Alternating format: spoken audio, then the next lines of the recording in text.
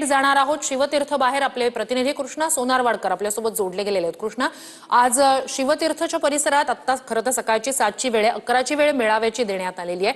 मात्र आज मनसैनिकांकडून सुद्धा शिवतीर्थ बाहेर आता नेमकं काय वातावरण आहे? मनसैनिकांमध्ये सुद्धा एक जय्यत तयारी मनसैनिकांनी केलेली आहे। काय नेमका काय अपडेट्स द्याल शिवतीर्थ बाहेर?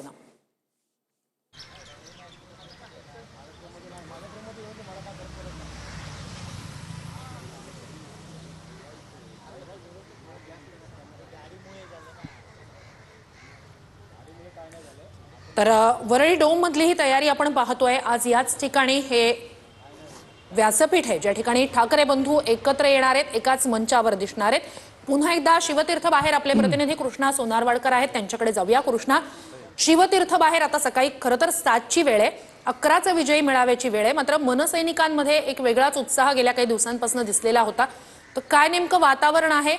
शिवतीर्थ बाहेरच्या हालचाली कधीपासून सुरू होऊ शकतात? सगळे मोठे नेते इथूनच विजयी मेळाव्यासाठी जाणार आहेत का? काय नेमकं?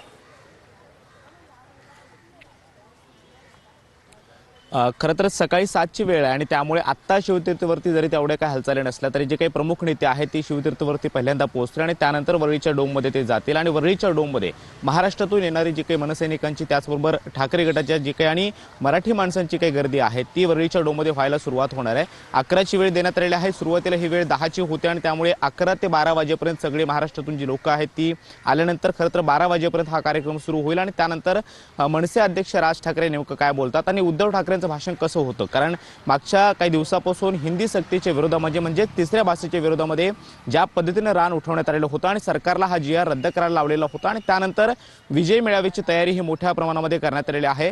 मनसेकडून सुद्धा आणि ठाकरे गटाकडून सुद्धा ही जोरदार तयारी वरळीच्या डोममध्ये करण्यात आलेली आहे आणि त्यासाठी मागच्या काही दिवसापासून सातत्यानं दोन्ही पक्षाच्या नेत्यांच्या वारंवार बैठका होत आहेत आणि आज अखेर हा दिवस उजाडलेला आहे। त्यामुळे आजच्या या कार्यक्रमामधून राज ठाकरे आणि उद्धव ठाकरे यांचा एकाच स्टेजवरून काय नेमकी भाषण होतात, ते महाराष्ट्राला काय संबोधित करतात हे पाहणं महत्त्वाचं असणार आहे। जरी या हिंदी सक्तीच्या विरोधामध्ये आणि तिसऱ्या भाषेच्या विरोधामध्ये रान पेटवण्यात आलेलं असलं तरी मात्र मागच्या काही दिवसापासून हिंदी भाषेच्या मुद्द्यावरून ज्या पद्धतीनं महाराष्ट्रामध्ये वाद होत आहेत किंवा मीरा रोडची जी काही घटना असेल त्यानंतर जी काही मुजोरी परप्रांतीयांची म्हणजे खास करून हिंदी भाषिकांची पाहायला मिळते आणि मराठीला कुठेतरी मराठीची अवहेलना केली जाते, यावरती राज ठाकरे कशा काय बोलणार? नक्कीच हे दोन्ही नेते काय बोलणार याकडेच खरं तर आपलं लक्ष असणार आहे। कृष्णा।